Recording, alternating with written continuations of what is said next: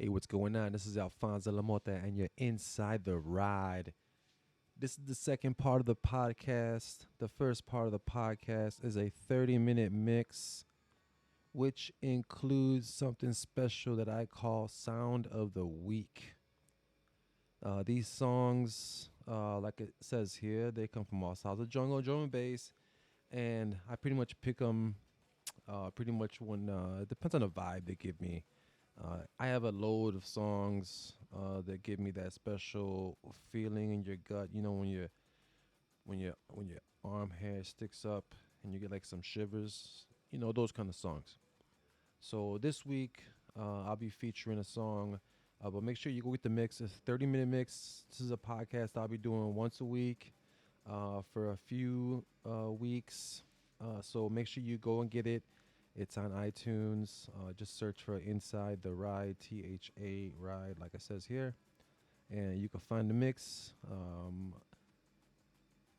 not going to toot my own horn, but they're pretty good mixes. So, yeah, go get them. If you support what I'm doing here and the stuff I talk about, it'd be cool if you support and go grab that mix. This week's special artist and song that I chose is a guy named Dimension from the UK. Um, on the mix, I believe, on this song, I believe it's MCGQ, and he talks, this is some pretty cool, legendary stuff, about how real MCs MC and stuff like that, which I found pretty moving. And this is going out to to the ravers in the UK. Um, that song uh, played a intricate role in one of the nights that we had at Smart Bar, one of the better nights where the stars aligned, and it was a packed night. We had MC Question Mark from the UK and Rifle MC were on my set, and I particularly remember that night getting two rewinds, and it was a very memorable night for me, especially just because the drum and bass nights in America are very hit and miss. Usually our nights are very well. There's people there, but they're not jammed. But this particular night, I think there was nothing else going on in Chicago. People who live here would tell you, and those who have visited would tell you, there's stuff going on every night of the week. I mean, we had our nights on Thursday, and pretty much that's when the weekend started. I mean, really, the weekend started on Wednesday because there's nights Wednesday, Thursday, Friday, Saturday, and there's even nights on Sunday. So even on a Thursday nights, we had a lot of competition coming from different parts of the city that would drag people there, or there'd be a huge night. The next night, people don't want to get burnt out. Whatever the reason was, on this particular night, we had a very, very, very, very packed dance floor without a major headliner, just all locals on the bill. And like I said, the stars aligned, and we got two rewinds on this song. Make sure you get the mix. Go check it out. um, a little bit on Dimension. He's a pretty diverse artist. I favor a lot of his tunes, but the other tune that really gets me is Whip Slap. For those that know, Whip Slap.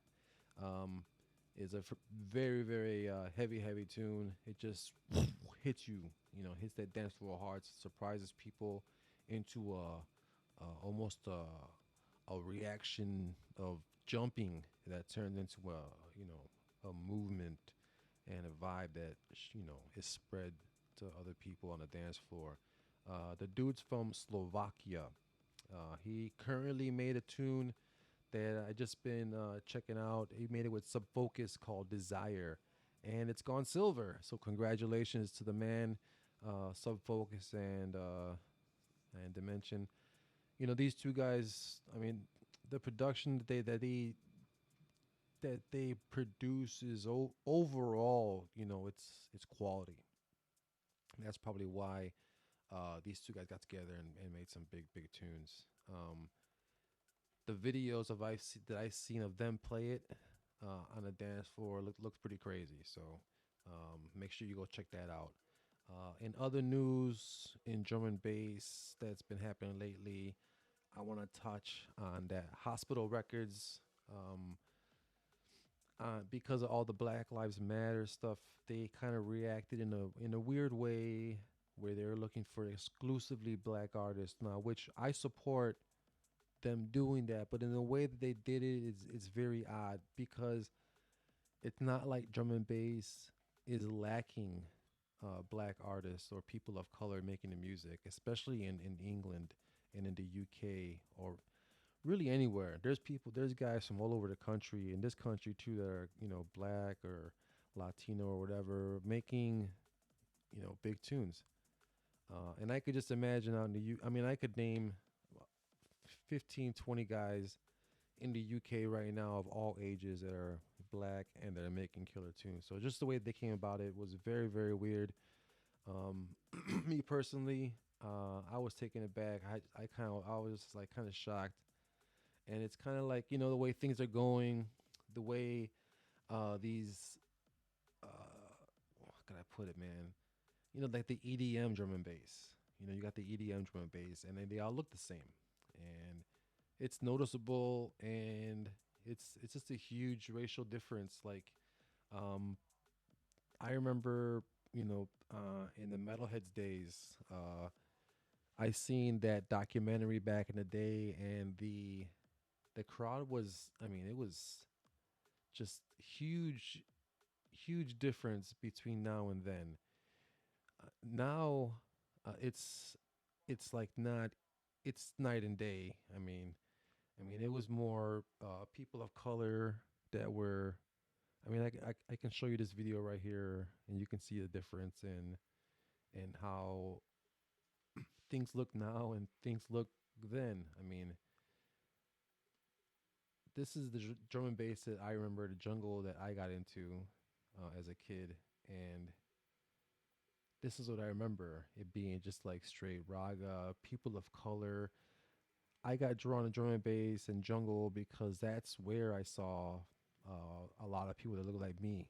The graffiti writers, the the kind of gangsterish dudes, the drug dealers and stuff like that. I came from the south side of Chicago where, I mean, I came from a rough area, and that's just what we did. That was the stuff and I was drawn to that. When I got to the rave scene, I saw it as an escape, and I just thought that, hey, this is something that I can get down with, and here in Chicago, you can see that currently the state of things is not exactly mixed.